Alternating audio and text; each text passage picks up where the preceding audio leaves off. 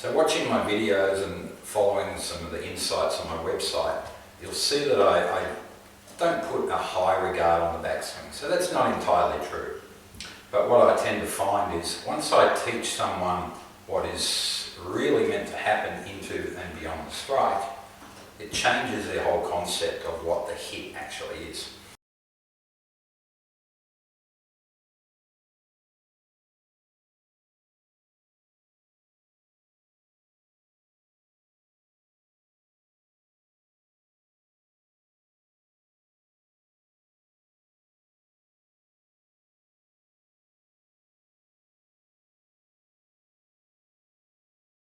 And that's why most people want to create their speed up here, because they're just trying to align a hit on the ball.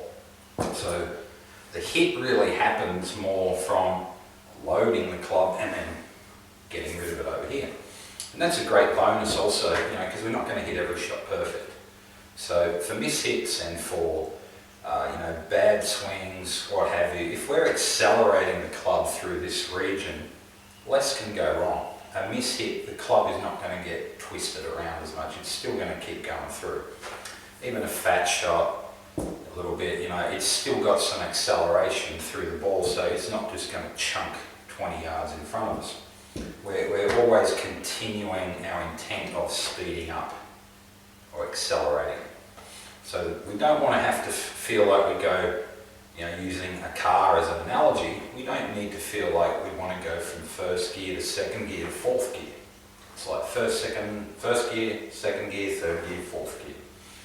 And because we're creating speed in different manners here, we're creating speed by actually quickening our hands up that way, and then getting our left shoulder or our torso or our whole shoulder region further away from the ball, which I would call level shoulders.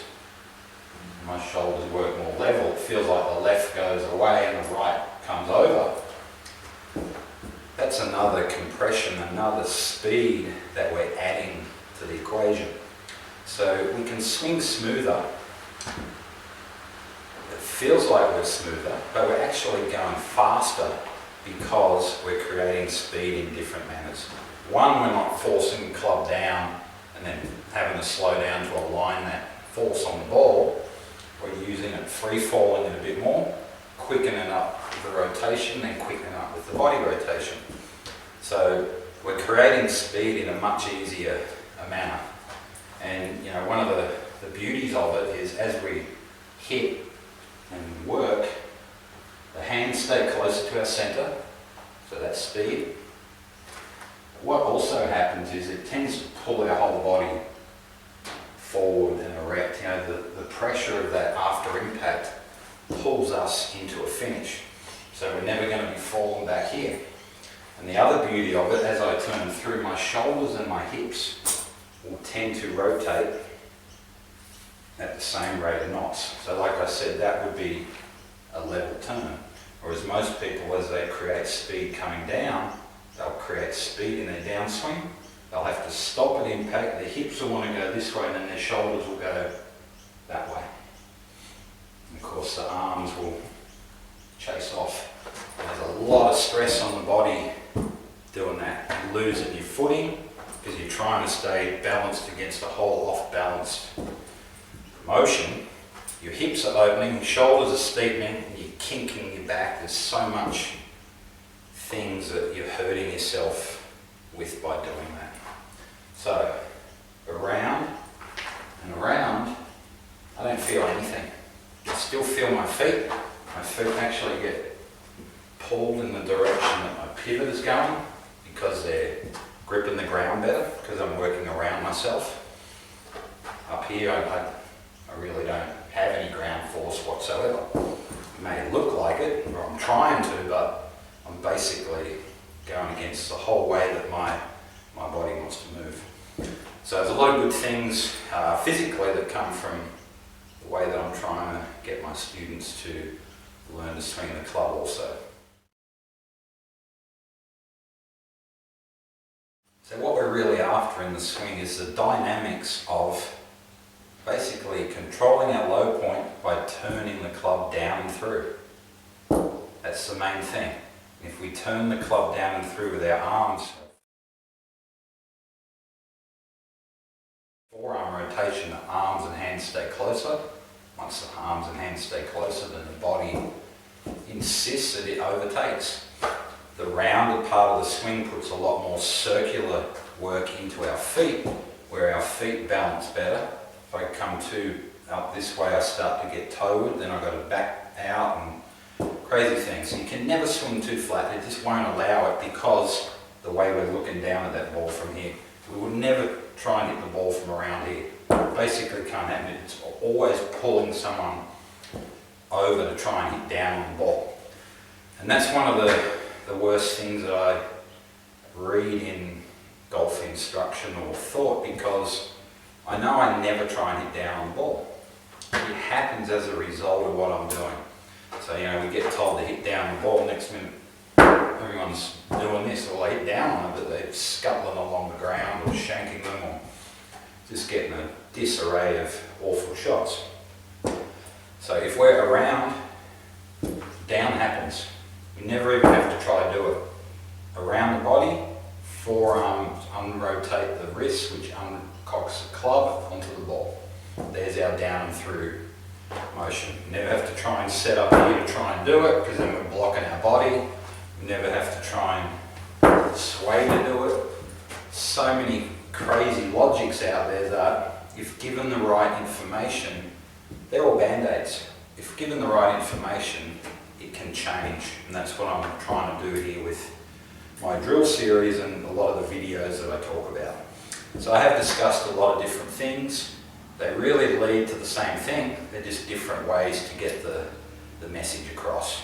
So with the backswing that I talk or don't talk about, like I said, that's not entirely true. There are definite options to make a backswing that can benefit the swing. However, we only have to watch on the range. You see Johnny down the range and he looks perfect here, and next minute he spins over there and hits it like that. So him having a perfect backswing does not help him hit the ball whatsoever, because his whole logic of how to hit a ball is messed up. So we teach how to hit, how to maintain and continue that hit, and that does tend to change a person's concept of how they need to take the club away. So I've had a lot of people, when they start doing my first drill, I've had a lot of people make their backswing, they'll tend to go in here.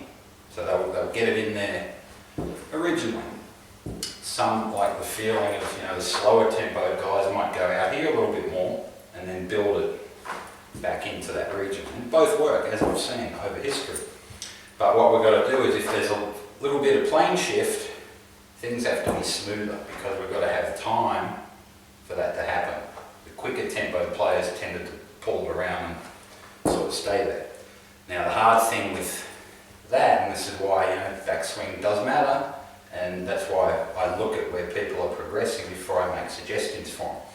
But most of the bad golfers, who are especially over the toppers, as soon as they come in here and they don't have the ability to be able to release the club effectively, they'll come in here and they go, I'm going to try and come around, they go back to over the top. So, and that's the opposite of the forces, because we're looking there and the whole target's that way, tends to want to pull everything in that direction. So even when they go here, next minute they're going back over the other way.